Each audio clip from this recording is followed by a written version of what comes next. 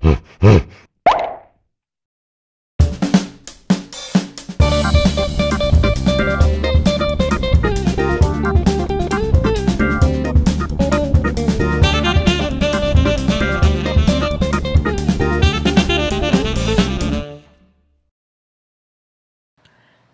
welcome to In the Den with Dr. Jen, an open-minded and arousing place to explore sexuality in a holistic manner and start thinking about female sexuality outside the box. Are you familiar with shadow work in psychology? By shadow, I mean those parts of us that we deny exist or are so afraid to acknowledge in us that they actually run us, although we don't know it. Hang on a second, Dr. Jen. I'm shooting a show here. This is a pretty heavy topic. Sorry, but there's a message just came in on your cell phone. It says, there's a going out of business sale at the Wig and Boa store downstairs. You better hurry. Oh, shit. Okay. I'm not sure who it's from, but it looks important. No, I'll be right back.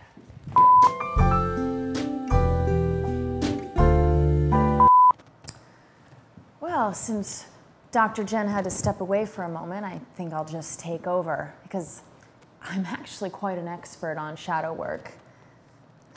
And to be quite honest, I knew Dr. Jen would be distracted by a sale on props.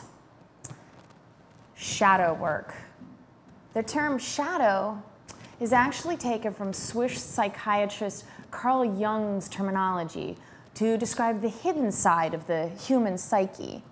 So doing shadow work involves looking at the parts of ourselves that we dislike or judge harshly and deem unacceptable, frankly.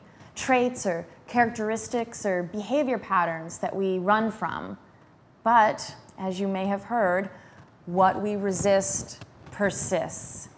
And we expend a lot of energy trying to hide or fix these parts of us, a lot of energy denying that they are a part of us out of fear or shame of what others will think if they found out. Sometimes, though, folks already think this about you, and you have no idea because you're running so hard away and you're just disconnected. Or sometimes it's the exact opposite trait than what people would ever think about you because you do such a good job of concealing this side of you. Now, for example, and an example may help here, I have a close friend who would hate to be called arrogant.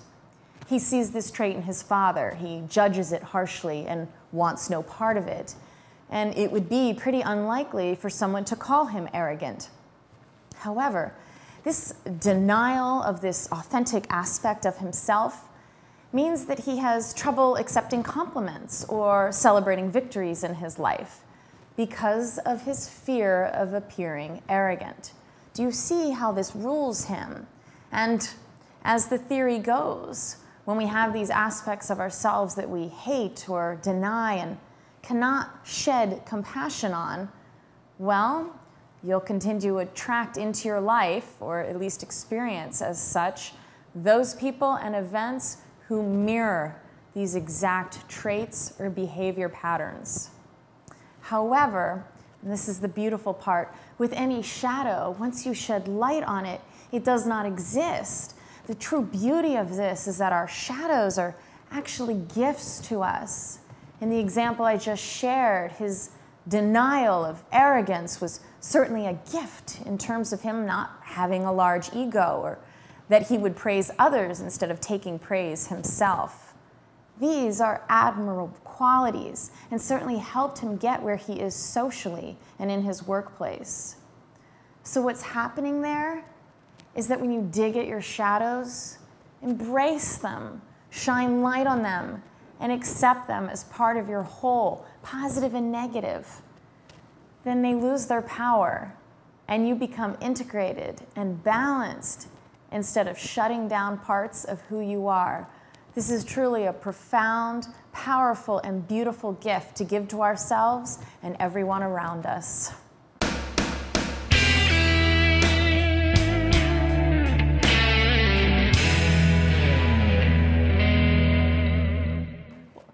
Just great. Jane did the whole den chat for me. That's awesome. So anyway, because that's so heavy, here's a completely frivolous fun fact for you. Number 595. How long is the longest recorded pubic hair?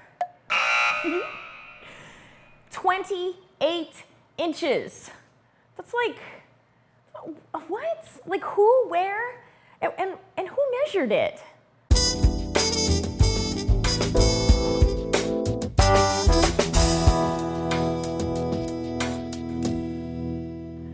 The Den recommend The Dark Side of the Light Chasers by Debbie Ford.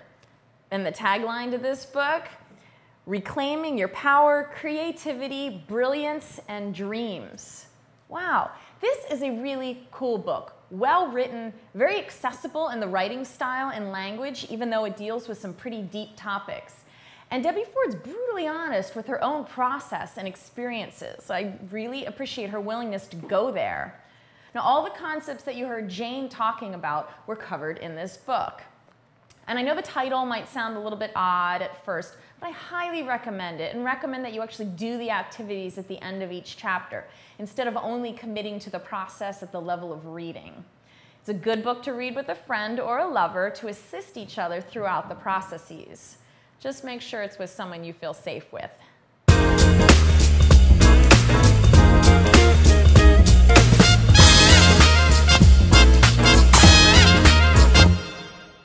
Dig at your stuff.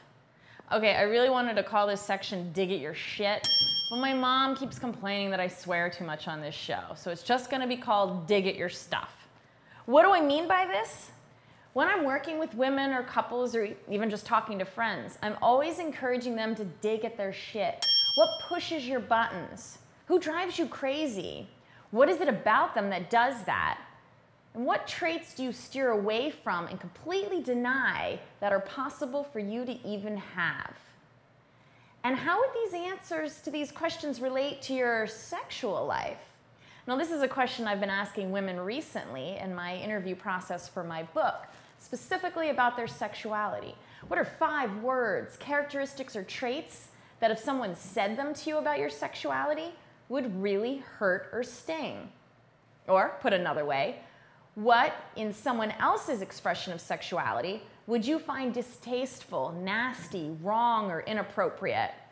This is a different way of tapping into what pushes your buttons. Whore, prude, hairy, smelly, chubby, selfish, messy, inadequate, boring, controlling, incompetent. Any of these sting? And are you willing to take them on? Once you've chosen them, sit down with someone close to you that you trust and have them say to you, "You are boring." Then say it back to them, "I am boring." And go back and forth until the word starts to lose its sting. It's fascinating because once you embrace a characteristic, it loses its power to harm you and you realize it's just a word. And these are all just words, so make up some good meanings that you like. And visit me at DrJennsDen.com or email me at Jennifer@DrJennsDen.com. And if you like this show, think this information is valuable or at least entertaining, then spread the word. We want sponsors and donations to be able to keep doing what we're doing here at Gorilla Soapbox. And the more viewers we have, the happier everyone is. So shed some light on your lurking shadows and be kind to yourself.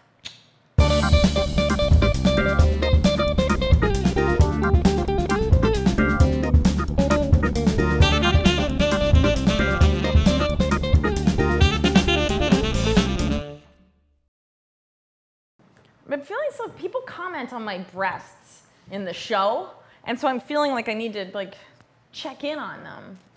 And not like Spicy Susie episodes, just in general. They're like, girls were looking big this week. Just worry about the content. We'll take care of the breasts for you. Thanks. Why do you think they comment on it? Special effects. You're like, Distort tool. Distort. Enlarge and rotate.